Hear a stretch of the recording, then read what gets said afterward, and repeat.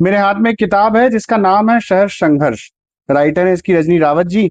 लेकिन पहले वो रजनी गुप्ता जी हुआ करती थी, फिर उन्हें बोधिका भी कहा गया। कहानी इसके आगे ये है कि कहानियां इनमें बहुत सारी हैं, पर इनकी खुद की भी एक कहानी है। अब लिखने वाले को या किसी जनक को हम ब्रह्मा भी कहते हैं, जो नई चीजों की रचना को जन्म दे और समाज के सामने लाए। लेकिन कहानी सिर्फ रचनाओं की नहीं थी, कहानी संरचना की भी थी। एक नई संरचना जो दो बच्चों के लिए थी, परिवार के लिए थी।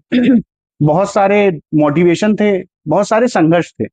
उन सारी कहानियों का मिला जुला तालमेल तालमेल से बंधा हुआ एक टोकरा हम आपके सामने लाए हैं। उस टोकरे की कहानी जो है वो रजनी गुप्ता जी की है या रजनी रावत जी की है, या हम कहें बोधिका की है, जो तब से लेके अब तक है। तो आइए अगली आवाज उनकी सुनते हैं। मैं हूं देव सिद्धार्थ और आप देख रहे हैं किससे विद सिद्धार्थ। हमारे साथ है रजनी रावत जी। नमस्कार मैम। कहाँ से शुरुआत हुई लिखने की? सर, ये लिखने की शुरुआत बचपन से ही हुई। बचपन से ही मुझे किस्से कहानियां पढ़ने का शौक था, सुनने का। तो दादा दादी से सुनती थी, नाना नानी से। तो ये सब सुनते सुनते बहुत शौक हुआ, तो बचपन में ही मैंने अपनी जो बचपन की कहानियां थी उनकी एक स्टोरी बुक तैयार की। जी। जब क्लास 6-7 में थी मैं, तो वो जो उसमें 12-13 कहानियां थी, ये सब राजा रानी वाली। तो ये जो कहानियां थी फिर घर परिवार वालों ने ही पढ़ी, तो उनको बहुत अच्छा लगा कि तुमने अपनी ओन लैंग्वेज में, अपनी भाषा में इनको उतारा कॉपी में, तो उनको बहुत अच्छा लगा। तो वहां से मुझे लगा कि मैं भी कुछ लिख सकती हूँ। फिर बीच में पढ़ाई लिखाई के कारण ये चीज बंद हो गई। पढ़ाई कहाँ तक की आपने? पढ़ाई सर मैं बीएससी की है, फिर उसके बाद एमए किया। तो ये फिर शादी के बाद भी किया आपने या शादी के पहले? शादी के पहले ही किया था, फिर डबल एमए मैंने शादी के बाद किया। ओके। हाँ, पहली बार जो है पॉलिटिकल से किया था, फिर हिस्ट्री से किया। पहली कहानी कौन सी लिखी थी आपने? पहली कहानी मैंने, वैसे कहा जाए है इसमें नारी बुक में है, चीथड़े करके थी एक किताब, एक कहानी थी चीथड़े। वो जो बच्चे रहते हैं सड़क पे, गरीब परिवार के, गरीब तबके के, मतलब उन बच्चों के ऊपर लिखी थी वो कहानी। तो उसका शीर्षक मैंने रखा था चीथड़े। आपकी एक कहानी मिनिमम कितने पन्नों की होती है? एक कहानी कम से कम 10-12 पेज की होती है। आपने कभी नहीं सोचा कि आपकी कहानियों पे कोई शॉर्ट फिल्म बनाए? सोचा है, बहुत सोचा था, लेकिन कभी ऐसा मौका नहीं आया। लेकिन भविष्य में यदि कुछ ऐसा ऑफर आएगा तो मैं बिल्कुल सहर्ष उस पे काम करना चाहूंगी। चलिए फिर से बचपन पे लौटते हैं। तो आपने जैसे हमें बताया कि आप सागर के आसपास कहीं पर आपका जन्म हुआ। जी जी, सागर। हाँ, आपके पिताजी डीएसपी थे शायद। जी। तो आपको प्रोत्साहन सबसे ज्यादा किस रिश्ते से मिल रहा था कि यार रजनी लिखो, रजनी लिखो? सबसे अधिक प्रोत्साहन मुझे मेरी बहन से मिल रहा था। मेरी छोटी बहन है, सुनीता नाम है उनका। तो मेरी जो भी स्टोरी में लिखती थी, तो सबसे प्रथम जो पाठक कहना चाहिए वही हुआ करती थी। अच्छा। तो मैं जो भी कहानी लिखती थी तो मैं उसको सुनाती थी। तो वो हर एक कहानी पे अपना कुछ ना कुछ कमेंट जो है देती थी कि इसमें ये गलत है, ये और होना चाहिए। तो ऐसे जो है मोटिवेट करती थी मेरे को कि नहीं ये बहुत अच्छी लिखी है, इसको कंटिन्यू करो। तो उनके मोटिवेशन से मैं लिखती थी।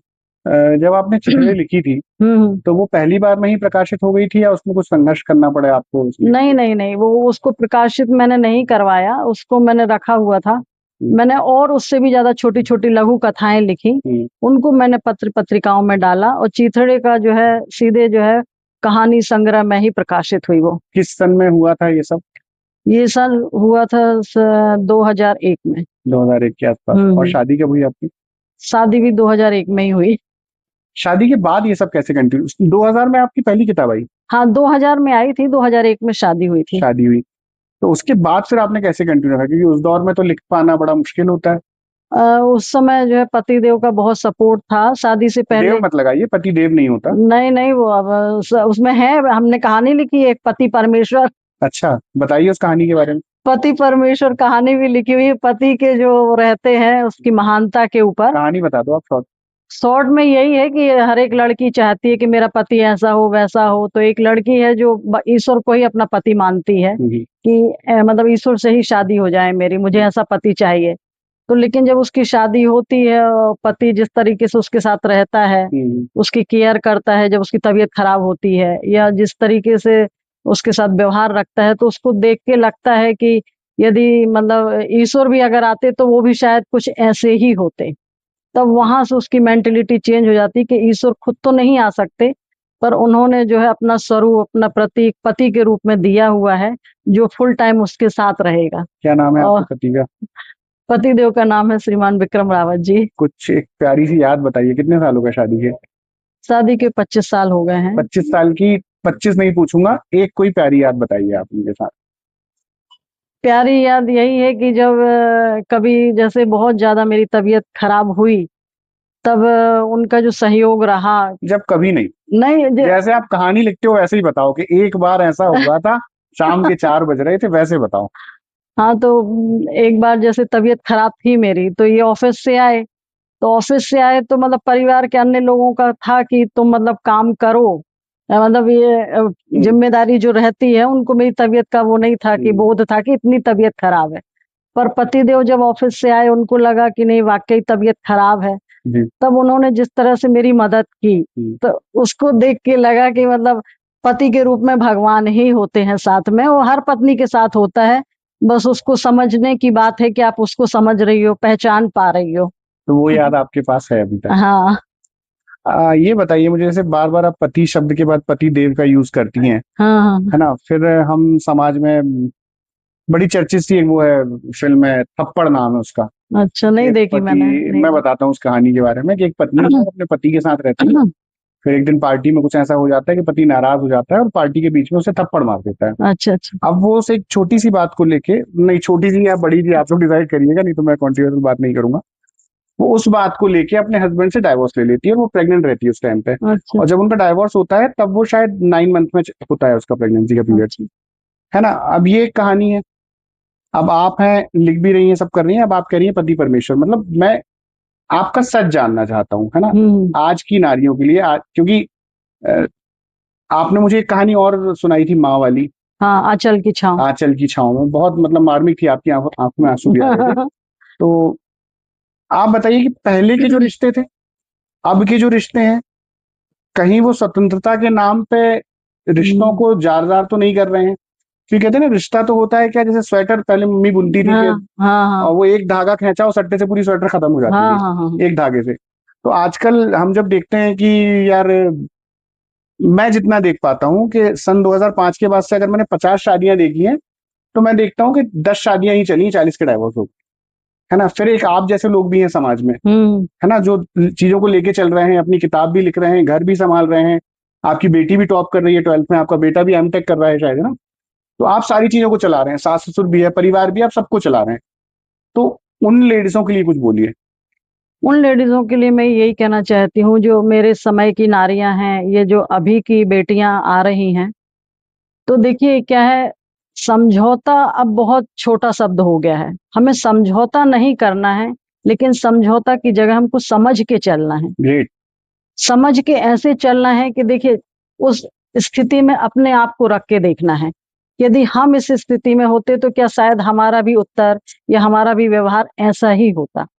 तो अपने पति को, जो भी है मतलब आपके साथ में आपका हमसफर है, आपको उसकी समस्याओं को उसको समझना पड़ेगा कि ये क्यों ऐसा कर रहा है, और उसके पीछे का कारण भी समझना होगा। यदि उसके पीछे का कारण आपने समझ लिया कि मतलब क्यों ऐसा हो रहा है मेरे साथ, तो शायद आप स्थिति पे ज़्यादा अच्छे से नियंत्रण पा सकती हैं और ज़्यादा अच्छे से समस्याओं को हैंडल कर सकती हैं। और पति को तो हमेशा आप साथ में लेके चलिए, अपनी समस्याएं उससे बता के, उसकी समस्याओं को सुन के, और कोशिश ये करिए कि अपनी समस्याएं कम ही बताइए, उनकी समस्याएं ज़्यादा सुनिए और उसके ऊपर काम करने की कोशिश करिए, उनकी कम करने की कोशिश करिए उन समस्याओं को। तो उससे शायद घर गृहस्थी ज़्यादा मजबूत होती है, चल पाती है। चल पाती है। हमेशा उग्र हो जाना भी बहुत अच्छी हाँ, बात नहीं है, आप ये समझिए कि वो ऐसा क्यों कर रहा है, या आप उन्होंने ऐसा जवाब क्यों दिया, ये चिड़चिड़ाहट क्यों है, या ऐसा हो सकता है भाई इस समय उनकी तबीयत खराब है, आपको नहीं पता कि उनको कैसा लग रहा है। कई बार जैसे मान लो डायबिटिक पेशेंट हैं, अब एकदम से डायबिटीज में चिड़चिड़ाहट आ जाती है, तो इस चीज को आप समझिए, आप तुरंत में उस चीज पे आर्ग्यू मत करिए कि आपने ऐसा क्यों बोला। बोला तो भाई उस समय बाद में आप गंभीरता से उसको समझा सकती हैं अदर वे में, कि जब दिमाग ठंडा हो जाए या माहौल बदल जाए, तब उस अपनी बात को रखिए। तुरंत में किसी चीज का टिट फॉर टैट मत करिए कि भाई उन्होंने ऐसा कहा तो हम भी ऐसा ही बोलेंगे। ये चीज जो है परिवार को ज्यादा जल्दी तोड़ती है। यहाँ पे क्या है, नारियों को बराबरी नहीं करनी चाहिए मेरे ख्याल से। थोड़ा सा माहौल, वक्त बदलने का टाइम लेना चाहिए। देखिए, ये सवाल मैंने इसलिए किया समाज को लेके, क्योंकि लिखने वाला मैंने पहले ही कहा आपको कि ब्रह्मा होता है। और जब कोई रचयिता किसी रचना को लिखता है ना, मतलब उसके दिमाग में और भी बहुत सारी रचनाएं हैं, वो सिर्फ 10 ही उतार पाया है। और अगर कोई रचनात्मक व्यक्ति है तो वो चीजें बदल सकता है, वो अपने भाव बता सकता है। कुछ लेटेस्ट इसलिए मैं सामाजिक सवालों पे ज्यादा आ रहा हूँ, नया देखा हो। जी, देखा है, खान सर के एपिसोड्स देखे हैं मैंने। अभी उन्होंने एक हॉस्पिटल बनाया। हाँ हाँ हाँ जी, उन्होंने हॉस्पिटल बनाया है जिसमें बिल्कुल लो कॉस्ट पे जो है मरीजों का इलाज हो रहा है। तो इस टाइप के जो व्यक्ति समाज में आगे आते हैं उनको हमको सपोर्ट करना चाहिए कि भाई कुछ लीक से हटके हो रहा है, कुछ बदलाव करने की कोशिश कर रहे हैं। तो ऐसे लोग प्रेरणा है हमारे लिए, लेखकों के लिए भी। ओके, दिव्यकीर्ति सर वगैरह को कभी सुनते हैं? जी, दिव्यकीर्ति सर को तो बहुत लाइक करते हैं, उनके फॉलोअर हैं और वो बहुत अच्छी शिक्षा देते हैं। देखिए, स्टूडेंट्स के काम के लिए तो है ही वो शिक्षा। साथ में जैसे हम जैसे जो लेखक हैं, कई बार वो इतनी पुरानी चीज बता देते हैं कि जो आपको किताबों में, गूगल में ढूंढनी पड़ेगी, पर आप वो इतने अच्छे तरीके से बता रहे हैं कि वो आपके दिमाग में एकदम सेट हो जाएगी, याद करने की जरूरत नहीं है। तो वो चीज उनकी बहुत अच्छी लगती है, तो इसलिए सुनती हूँ मैं उनको। अच्छा, ये बताइए कि जिस दौर में आपकी शादी हुई, वो क्वेश्चन वहां छूट गया था, क्या संघर्ष थे आपके जब आप फिर से लिखना शुरू कर रही थी? देखिए, हाँ बिल्कुल, एकदम स्वतंत्र जो लाइफ होती है माँ बाप के यहाँ की, और फिर एकदम ससुराल में आके थोड़े तो रिश्ते चेंज होते हैं ना कि भाई ये देवर हैं, ये सासू माँ हैं, ये पतिदेव हैं। इस तरीके से जो रिश्ते नए नए बनते हैं, फिर उन रिश्तों के साथ में कुछ मर्यादाएं भी होती हैं। तो उन मर्यादाओं को फॉलो करके भाई आपका पहनने ओढ़ने का, खाने पीने का, सब चीज का स्टाइल चेंज हो जाता है। तो वो मैंने, हालांकि चूंकि मैं लेखिका हूँ, तो ये सब मैं पढ़ पढ़ के जो है थोड़ा सा है कि हाँ, ये चेंज कोई नई बात नहीं है, ये हर एक नारी के जीवन में होता ही है। तो मैंने बहुत आसानी से इसको एक्सेप्ट कर लिया, मुझे कोई दिक्कत नहीं हुई। नहीं, वो ठीक है, आपको दिक्कत नहीं आई, एग्री। कुछ ऐसा होता ना, इतने सालों में कोई एक नेगेटिव मोटिवेशन हुआ होगा? हाँ, नेगेटिव मोटिवेशन हुए हैं। देखिए, जैसे देखिए, आप जिस दौर से आ रही हैं और आप जितनी आसानी से चीजें बता रही हैं ना, हाँ हाँ मैंने आपको बताया ना कि मेरी मदर को भी आज पूरा 1 साल हुआ है। तो मैंने उनको भी देखा है, मैंने अपनी सिस्टर को भी देखा है, वो शायद आपकी एज की होंगी। जी जी, तो वो मुझे पता है क्या है और क्या नहीं है। तो मैं आपसे बात भी इसलिए कर रहा हूँ, एकदम वो बता दें आप, क्या देखो हमारे साथ हुआ है, तुम्हारे साथ भी होगा, कल भी होता था, आज भी होगा, पर हमें करते रहना है। देखिए, उसको हैंडल करने का तरीका। जी जी, आंचल की छाँव, आंचल की छाँव। तो आज का जो समय है जिसमें माँ बाप का थोड़ा सा बच्चे अवॉइड करने लगते हैं, जब उनका स्वार्थ स्वार्थ ही कहना चाहिए, जब पूरा हो जाता है। तो इसी के ऊपर बेस है कि गांव बेस की कहानी है कि गांव में माँ बाप हैं और बेटा पढ़ रहा है, पढ़ लिख भी गया है, मन की शादी हो गई है। फिर साथ साथ में एक उनके परिवार में एक गाय भी है, गांव के है ना, तो एक गाय भी है। वो गाय भी साथ में पल रही है, बढ़ रही है, उसका भी बच्चा हो रहा है, बछड़ा। तो वो जो गाय का प्रोडक्ट है, दूध, उससे बने व्यंजन, वो बच्चा खा खा के बड़ा हुआ है। अब उसकी जॉब लग गई है, शादी हो गई है। तो एक समय बाद जब वो अपने माँ बाप को, पिताजी उसके चले गए हैं, माँ को अवॉइड करने लगता है। तो वैसे ही फिर जो गाय है, गाय को भी एक रोग हो जाता है, मैस्टाइटिस कहते हैं उसको। तो गाय को भी कभी किसी काम की नहीं है, तो इसको अपन बूचड़ खाने भेज देते हैं। तो वैसे ही माँ के लिए भी सोचने लगते हैं कि इसको वृद्धाश्रम भेज देते हैं, या कोई काम की नहीं है, अब नहीं घर का कोई काम कर पा रही हैं ये। तो जब ये स्थिति बनती है, तो वो कुछ कहानी में ऐसा मोड़ आता है कि जब बेटा छोड़ के आता है वृद्धाश्रम माँ को, और फिर जब लौट के आता है तो माँ के बनाए हुए वो पेड़े देखता है, उसी गाय के दूध के। तो पेड़े देख के उसको लगता है कि देखो, मेरी बीवी ने तो अभी तक मुझसे नहीं पूछा कि तुमने खाना खाया कि नहीं, लेकिन जो माँ है मेरे लिए कितनी व्यवस्था करके गई है, पेड़े बना के रख के गई है कि मेरा बेटा भूखा होगा तो ये खा लेगा। तो वो पेड़े देख के ना उसको एकदम से जो है, उसकी जो भावना जिसको कहना चाहिए ना, उसके अंदर ममत्व तो जाग उठता है कि मेरी माँ को मैंने कैसे छोड़ दिया। तो फिर वो तुरंत भागता है और अपनी माँ को लेके आता है। तो ये जो भाव है कहानी का मुख्य है कि यदि माँ बाप काम के नहीं है तो उनको अलग कर दिया जाए, वृद्धाश्रम भेज दिया जाए। लेकिन जब बच्चे का मन पलटता है तो फिर वो कैसे वापस लेके आता है, ये शिक्षा कहानी से मिल रही है और वो समाज के लिए एक बहुत बड़ी बात होगी यदि कुछ परिवारों में भी ये कहानी इस तरह का मोड़ ले ले तो कहानी लिखना सार्थक हो जाएगा। अब जैसे ही आपने कहानी बोली तो एक बड़ा पुराना कोई सोनू निगम का भजन है। हाँ, वो आता था कि माँ का दिल, वो किसी लड़की से प्रेम करता है, वो माँ का दिल बुलाती है, वो रास्ते में जाता है, गिरता है, हाँ, तो माँ माँ फिल्म का दिल पूछता है कि बेटा तुझे लगी तो नहीं। हाँ, हाँ, और बड़ा वो एक चालीसा टाइप का पूरा सॉन्ग है। तो वैसा कुछ है। अब इसके विपरीत भी एक बात है। दिव्य कीर्ति सर अपने किसी लेक्चर में कहते हैं, बुद्ध पूर्णिमा के शायद किसी कार्यक्रम में, कि एक उनका स्टूडेंट था जो पढ़ रहा था। जी, जी। ठीक है। पढ़ते पढ़ते क्या हुआ कि मतलब वो पढ़ आईएएस बन गया, कहीं का आईएएस हो चुका था, है ना। अब क्या था भाई साहब कि उससे जब पूछा, उनने बात की कि सर, दिव्यकीर्ति सर बहुत फ्रेंडली अपने स्टूडेंट के साथ में, तो उनसे किसी ने पूछा तो वो बोले यार आईएएस, तो बोले सर मैं बनना ही नहीं चाहता था। तो बोले कैसे? बोले बस बन गए। बोले पापा मम्मी कहाँ है? बोले होंगे। नहीं, बोले फिर भी। तो जब भी वो उससे उसके पिता की बात करें तो वो गुस्से में आ जाए कि अरे यार पापा की बात नहीं, पापा की बात नहीं। तो उन्होंने बहुत डीप जाके एक दिन मतलब पकड़ ही लिया कि भाई क्यों तुम अवॉइड पापा के करते बारे हो? में। तो उसने बताया, बोले सर मैं जब छोटा था तो मैं कुछ और करना चाहता था। पापा ने कहा नहीं करेगा तो मैं बताऊं तेरे को, मैं मर जाऊंगा। फिर दूसरी बार कुछ पूछा तो फिर पापा ने बोला कि अरे नहीं कर रहा, मैं मर जाऊंगा। पापा की इच्छा के लिए। तीसरी बार फिर कॉलेज टाइम पे बोले मैं मर जाऊंगा। तो बोले सर ये 5-7 बार हुआ और उसके पिताजी हमेशा कि देखा मैं जीत गया, अपने परिवार ने बताया कि देखो मैं जीत गया। और सबसे लास्ट टाइम जब उसे किसी लड़की से प्रेम हुआ आईएएस बनने के बाद, तो उसने अपने पिता से कहा कि पापा मुझे उस लड़की से प्रेम है, मैं उससे शादी कर लूं? अगर तूने उससे शादी की तो मैं मर जाऊंगा। और उस दिन उसने फोन में आखिरी बार बोल दिया कि पापा आज आप मेरे लिए मर गए। ठीक है।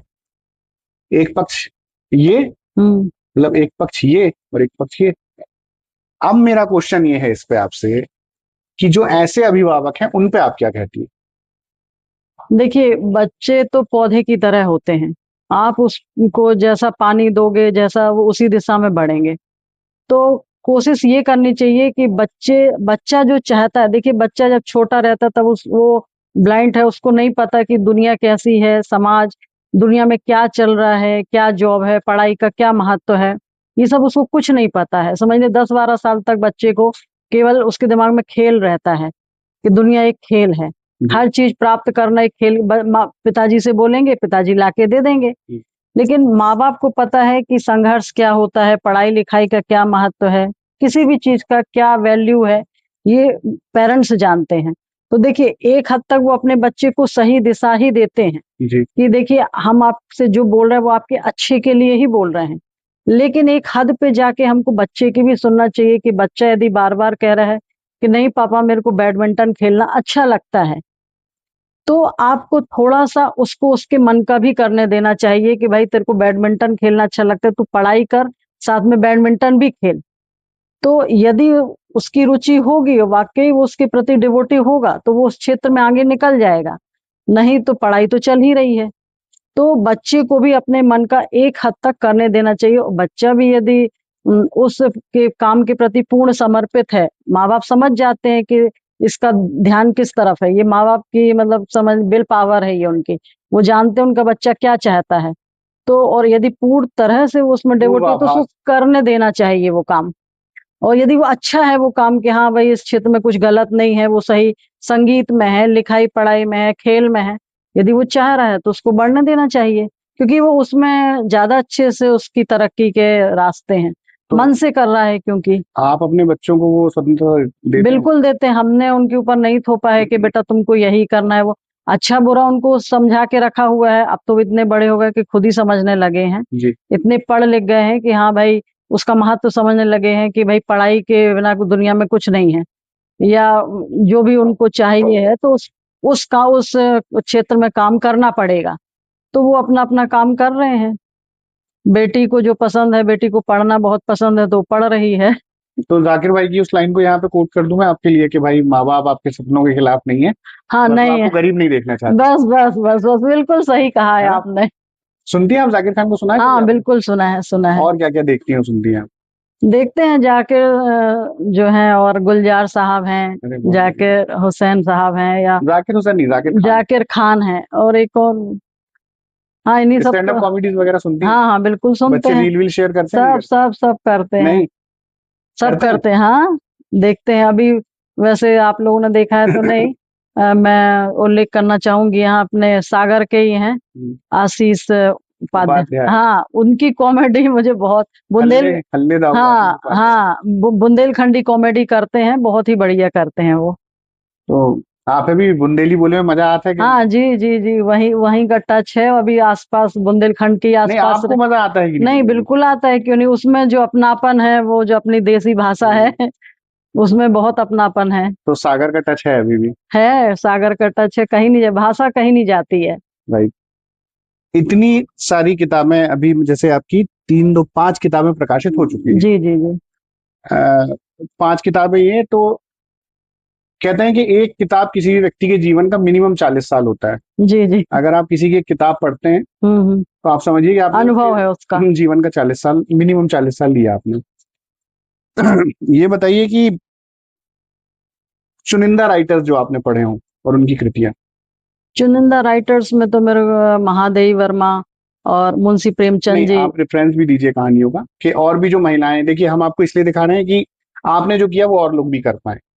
तो जैसे कोई नई महिलाएं हैं, वो लिखना चाहती हैं, अभी शादी हुई है, कुछ कर रही हैं, तो वो हाँ हाँ, कैसे उसको करें? यदि आपकी रुचि है तो आप महादेवी वर्मा जी को पढ़िए, क्योंकि महादेवी वर्मा जी जो है वो प्रकृति के ऊपर भी लिखती थी, नारी के ऊपर भी लिखती थी।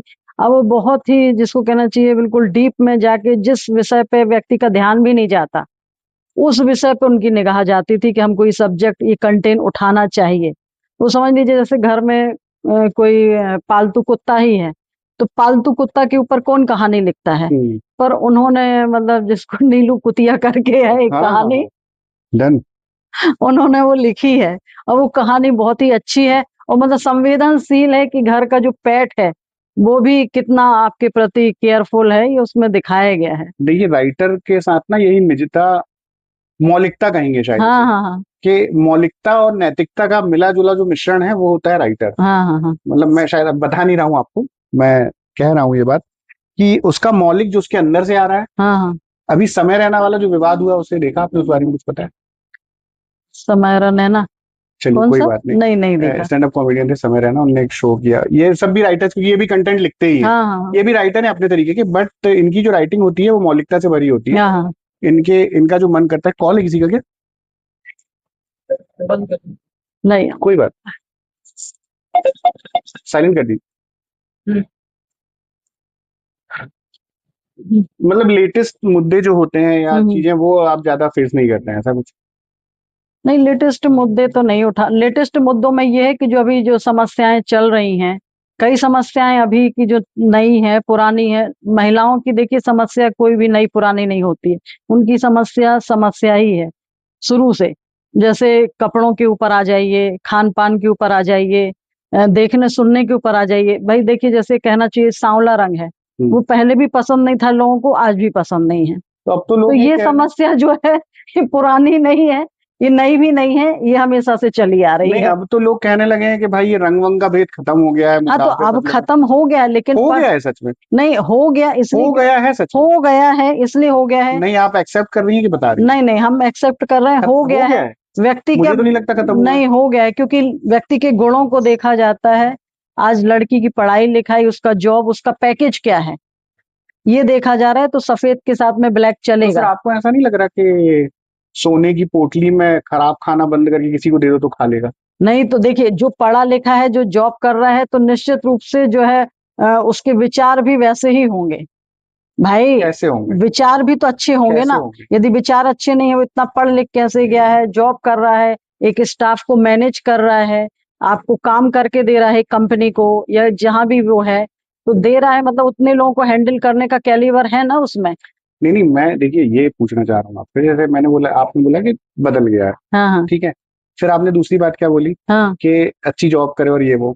तो क्या अच्छी जॉब करने से, अच्छी पोजीशन में होने से व्यक्ति के अवगुण मिट जाते हैं? ये देखिए, आप कालेपन को अवगुण क्यों मान रहे हैं? कालेपन की बात नहीं कर रहा हूँ, हाँ फिर, और अवगुण, और अवगुण नहीं। देखिए, पढ़ाई लिखाई अवगुणों को नहीं छुपाती है, अवगुण तो समय पड़ने पे वो उजागर हो ही जाते हैं जी। पर हाँ, लेकिन पढ़ाई लिखाई से, जॉब से थोड़ा बहुत आप ये मान सकते हैं कि भाई इसका दिमाग थोड़ा तो खुला होगा, या मतलब सोचने समझने की जो क्षमता है वो कुछ तो अलग होगी, ऐसा आप सोच सकते हैं। बाकी फिर साथ रहने वाला व्यक्ति ज्यादा अच्छे समझ पाता है। 25 साल शादी को हो गए, जी जी 25 साल में किताबें लिखी गई। जी जी, जो है अब आप कमेंट्स बताइए कि आते जब थे शादी के बाद, जो है जब मैं लिख रही थी तो आते थे कि अब क्या करोगी, और जो है अब खुद का घर का मकान होना चाहिए, एक ईंट लगा के बताओ तो समझ में आएगा।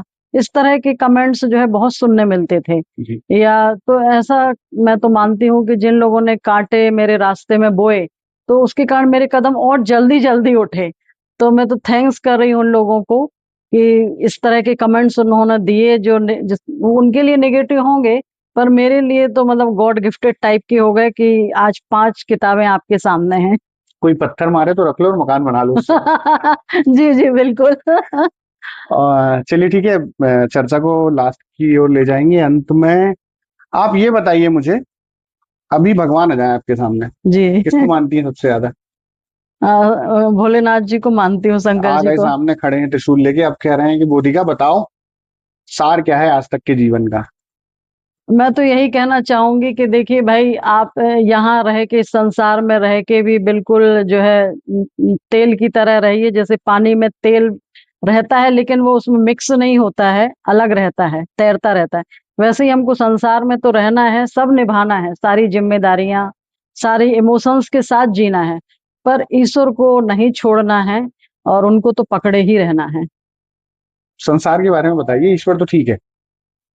संसार के बारे में, संसार में यही है कि देखिए, समझौता करके मत चलिए आप, और समझ के चलिए संसार को। हर एक व्यक्ति की तकलीफ को समझिए। किसी के, देखिए किसी के ऊपर आप एलिगेट बिल्कुल तुरंत मत करिए कि उन्होंने ऐसा किया, या अपना क्रोध समझिए कि देखिए उन्होंने ऐसा क्यों किया, और आप भी उसकी जगह होते तो शायद वैसा ही करते। तो हर किसी की पर्सनल समस्याएं होती हैं, और उन समस्याओं को समझ के जो है चलिए, तो आप को ना ही किसी के प्रति कोई ईर्ष्या आएगी, ना कोई द्वेष आएगा, और बिल्कुल स्मूथ आपकी लाइफ चलेगी। आज की ये कहानी इसलिए भी थी क्योंकि हम यात्रा दिखाना चाहते थे रजनी गुप्ता से रजनी रावत तक, रजनी रावत से बोधिका तक। पैदा होने के बाद जो आपको नाम मिलता है वो नाम आपको आपके माँ बाप दे सकते हैं, परंतु जो नाम आपने बनाया वो सिर्फ आप बनाते हैं। आपका गुप्ता खानदान में पैदा होना, श्रीवास्तव खानदान में पैदा होना, लाला ब्राह्मण कहीं पर भी पैदा होना, वो आपके हाथ में नहीं है। पर आपके हाथ में है एक ऐसा नाम बनाना जो समाज के लिए सूचना हो, सच हो, जो उनको झंझोड़ के रख दे कि आप चश्मदीद थे अपनी पूरी कहानी के। तो आज हम रजनी जी के साथ थे। कैमरे की इस तरफ मैं हूं देव सिद्धार्थ। यार भाई, लेकिन सुनो ना, सब्सक्राइब नहीं करते हो आप लोग, तो प्लीज सब्सक्राइब भी करना इसके बाद। मैं हूं देव सिद्धार्थ, कैमरे के उस तरफ उपांशु श्रीवास्तव हैं। आप देख रहे हैं किससे विद सिद्धार्थ। देखते रहिए अगली बार फिर एक नई कहानी के साथ। नमस्कार।